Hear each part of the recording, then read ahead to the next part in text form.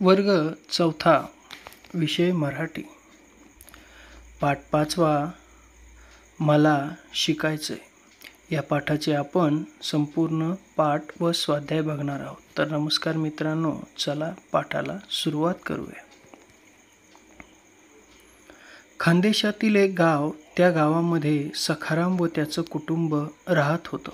सखाराम व त्याची पत्नी सुलभा हे दोघे दिवसभर उन्हातान्हात मजुरी करायचे. त्यांना स्नेहा नावाची एक मुलगी होती.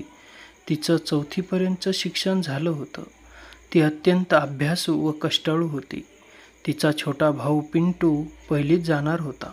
गावात 4थीच्या पुढे वर्ग नव्हते. वडील आपल्याला शिक्षणासाठी परगावी पाठवतील का, असं सारखं स्नेहाला वाटायचं.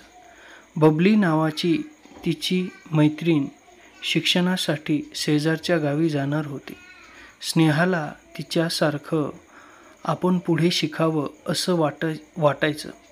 तिच्या मनात शिक्षणाचाच विचार सारखा घोळत होता. मित्रांनो, लवकरच चॅनलला सबस्क्राईब करा, लाईक करा. एके दिवशी नेहमीसारखं काम संपवून सखाराम व सुलभा घरी आले. मुलांना घरी ठेवून ते दोघे शेतावर गेले होते. पिंटू ओट्यावर खेळत असलेल्या सुलभाला दिसला, पण स्नेहा कुठे दिसत नव्हती. सुलभानं लगेच स्नेहा स्नेहा म्हणून हाका मारल्या. आईची हाक ऐकताच स्नेहाच्या रडण्याचा आवाज वाढला. एका कोपऱ्यात बसून स्नेहा रडत असलेली सुलभाला दिसली. सुलभा तिच्या जवळ गेली. रडून रडून स्नेहाचे डोळे सुजले होते. सुलभा चिंतेत पडली. काय झालं म्हणून तिला विचारू लागली. तेव्हा रडवलेल्या आवाजात स्नेहा बोलू लागली. वर्गात मधल्या बबलीनं 5वीमा नाव टाकाई गय. म्हणबी नाव टाका 5वीमा. ओ माय, मले पुढे शिका नसे, मले शिकू द्यानं. तेवढ्यात हातपाय धुवून सखाराम तेथे आला. स्नेहा, तुले 4थी लोक शिकाडल. आते आणखीन पुढे शिकशीन काय करशीन तू? आपली परिस्थिती अशी गरिबीनी. पर गावाले कसा धाडू तुले? एसटीमा ये जा करनी पडीन. तनपेक्षा आते शाय बंद. घर बसीन धाकला भाऊले सांभाय. समजलं का तुले? सखाराम थोड्या रागातच म्हणाला. दादाले सांग ना ओ माय, मले 5वीमा जाऊ द्या, शिकू द्या, असं म्हणत स्नेहा पुन्हा रडायला लागली. सुलभाला गहिवरून आलं. तिचे डोळे पाणावले. नवऱ्याला कसं समजावून सांगावं हेच तिला समजेना. गावात 4थीपर्यंत शाळा होती, म्हणून गावातील बरेच लोक मुलांना 4थीपर्यंत शिकवत होते. गरिबीमुळे मुलीला परगावी शिकवणं सखारामला अवघड वाटत होतं. सखारामच्या भाऊबंदकीमध्ये पोरींना कुणीही 4थीच्या पुढे परगावी पाठवून शिकवलं नव्हतं. त्यामुळे तोही त्यांचाच कित्ता गिरवणार होता.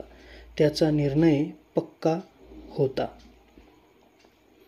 स्नेहाच्या वर्गामधली बबली गावच्या सरपंचाचीच मुलगी होती. आडगावीला जाऊन सरपंचांनी 5व्या इयत्तेत बबलीला प्रवेश घेतला होता. स्नेहाला तिचे बाबा पुढे शिकवणार नाहीत असं मुख्याध्यापकांना समजलं. सरपंचांना बरोबर घेऊन ते सखारामच्या घरी आले. सरपंच अचानक आपल्या घरी आलेले पाहून सखारामला अचंबा वाटला. बबलीने स्नेहाकडे नेहमी येत असे. स्नेहा अत्यंत हुशार मुलगी म्हणून सरपंचांना तिचं मोठं कौतुक. कायद्याप्रमाणे मुलीला शिकवावंच लागेल. तुझी कोणतीही अडचण असली तरी ती आपण सोडवू, पण स्नेहाला पुढे शाळेत पाठव, सरपंच बोलले.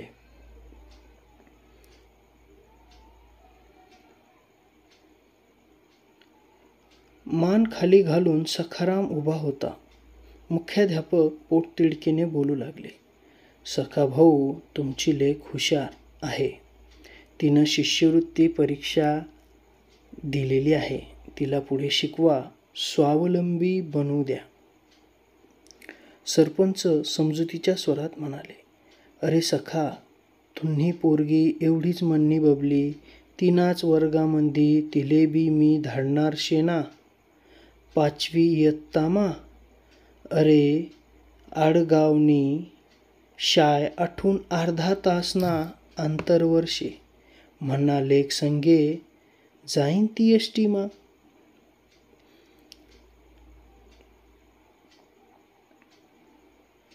सखाराम विचारमग्न झाला होता. खरं सांग सखा, तुम्हा पिटुले 5वीमा धाडशीन ना? मग पोरगीना बाबतमाच असा भेद कशाले? सांग सखाराम. सखाराम निरुत्तर झाला. मुख्याध्यापकांनी बोलायला सुरुवात केली. अहो सखाराम, तुम्हाला माहीत आहे का, आपल्या जिल्ह्याची जिल्हाधिकारी कोण? एक महिलाच आहे. तालुक्याच्या पोलीस स्टेशनलाही इन्स्पेक्टर म्हणून महिलाच आहे. शेजारच्या गल्लीतल्या त्या दामू अण्णाची लेक डॉक्टर झाली गेल्या वर्षी, माहीत आहे ना तुम्हाला? अजून किती उदाहरणं द्यायची. आता कित्येक डॉक्टर, वकील, इंजिनियर या महिला आहेत. त्या साऱ्यांच्या पालकांनी तुमच्यासारखाच विचार केला असता तर. सखारामला काय बोलावं ते सुचेना. आता त्याला पटलं होतं, अपुरं शिक्षण नको, दिनरात कष्ट करसू, रक्त न पाणी करसू, पण म्हणना आंडेरले शिकाडसू. तसं त्यानं बोलून दाखवलं. स्नेहानं वडिलांकडे पाहिलं व ती त्यांना आनंदानं बिलगली. सरपंच व मुख्याध्यापक त्या दोघांकडे पाहतच राहिले. स्नेहाचा चेहरा आनंदानं फुलला होता. या पाठाचे लेखक आबा गोविंदा महाजन आहेत. तर चला प्रश्न उत्तरे बघूयात. स्वाध्याय. लवकरात लवकर आपल्या चॅनलला सबस्क्राईब करा बालमित्रांनो. प्रश्न पहिला, एका वाक्यात उत्तरे लिहा. स्नेहा का रडत होती? उत्तर, बाबा आपल्याला परगावी शिकायला पाठवणार नाही म्हणून स्नेहा रडत होती. चला तर मग पुढचा प्रश्न बघूया. प्रश्न आ. सरपंचांनी बबलीला कोणत्या इयत्तेत प्रवेश घेतला होता? उत्तर आहे, सरपंचांनी बबलीला 5वी इयत्तेत प्रवेश घेतला होता. पुढचा प्रश्न आहे ई. मुख्याध्यापक आणि सरपंच सखारामच्या घरी का गेले? तर उत्तर आहे मित्रांनो, स्नेहाला तिचे बाबा पुढे शिकवणार नाही असं मुख्याध्यापकांना समजलं म्हणून ते सखारामला समजवण्यासाठी सरपंचांना घेऊन त्यांच्या घरी गेले. ई. स्नेहाला अतिशय आनंद का झाला? तर उत्तर असं आहे, तिचे बाबा तिला शाळेत पाठवण्यास तयार झाले म्हणून स्नेहाला खूप आनंद झाला. प्रश्न दुसरा, 3-4 वाक्यात उत्तरे लिहा. अ. स्नेहाची आई चिंतेत का पडली? उत्तर, शेतातून आल्यावर तिच्या आईला स्नेहा कुठेही दिसत नव्हती. तिने स्नेहाला हाका मारल्या परंतु एका कोपऱ्यात बसून स्नेहा रडत असलेली सुलभाला दिसली. सुलभा तिच्या जवळ गेली. रडून रडून स्नेहाचे डोळे सुजले होते हे बघून सुलभा चिंतेत पडली. मित्रांनो, लवकरात लवकर आपल्या चॅनलला लाईक करायला विसरू नका. बघा, आ. मुख्याध्यापक सखारामला पोटतिडकीने काय सांगू लागले? तर उत्तर आहे याचं, तुमची लेक हुशार आहे, तिने शिष्यवृत्ती परीक्षा दिलेली आहे, तिला पुढे शिकवा, स्वावलंबी बनवू द्या, असं मुख्याध्यापक सखारामला पोटतिडकीने सांगू लागले. पुढचा प्रश्न आहे ई. सरपंच समजुतीच्या स्वरात सखारामला काय म्हणाले? उत्तर आहे, सरपंच समजुतीच्या स्वरात म्हणाले, अरे सखाराम, तुझी पोरगी एवढीच माझी बबली, तिच्याच वर्गामध्ये तिला पाठवणार आहे ना? 5वी इयत्तेमध्येच. अरे, आडगावची शाळा आपल्या इथून अर्ध्या तासाच्या अंतरावरच आहे. माझ्या लेकीसोबत तीही ST मध्ये बसून शाळेला जाईल. चला पुढचा प्रश्न बघूया. सखारामने शेवटी कोणता निर्णय घेतला? तर याचं उत्तर आहे, अपुरं शिक्षण नको. रात्रंदिवस कष्ट करीन, रक्ताचं पाणी करीन, पण माझ्या मुलीला शिकवेन, असा निर्णय सखारामने घेतला.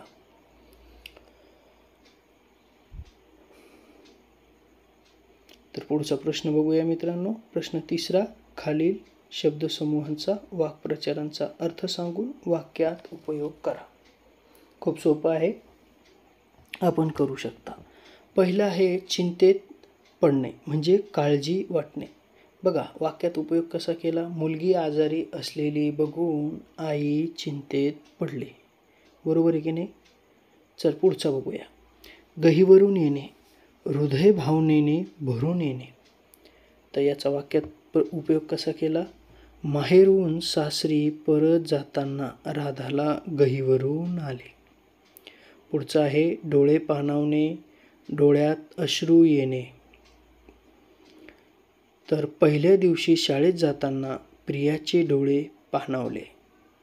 हे ना, पहिला दिवस थोडासा. चला पुढचं बघूया. अचंबा वाटणे, नवल वाटणे. छोट्याशा राहुलला सायकल चालवताना बघून सर्वांनाच अचंबा वाटला, म्हणजे छोटासाच होता, सायकल चालवत होता. पोट तिडकीने बोलणे, अतिशय कळकळीने सांगणे. बघा स्कॉलरशिपचा अभ्यास शिक्षक विद्यार्थ्यांना पोट तिडकीने शिकवतात. रक्ताचे पाणी करणे, अतिशय मेहनत घेणे. आता वाक्यात उपयोग याचा आहे, सखाराम रक्ताचे पाणी करून आपल्या मुलांना शिकवतो. चला तर मित्रांनो, आपल्या चॅनलला लाईक आणि सबस्क्राईब करायला विसरू नका. धन्यवाद.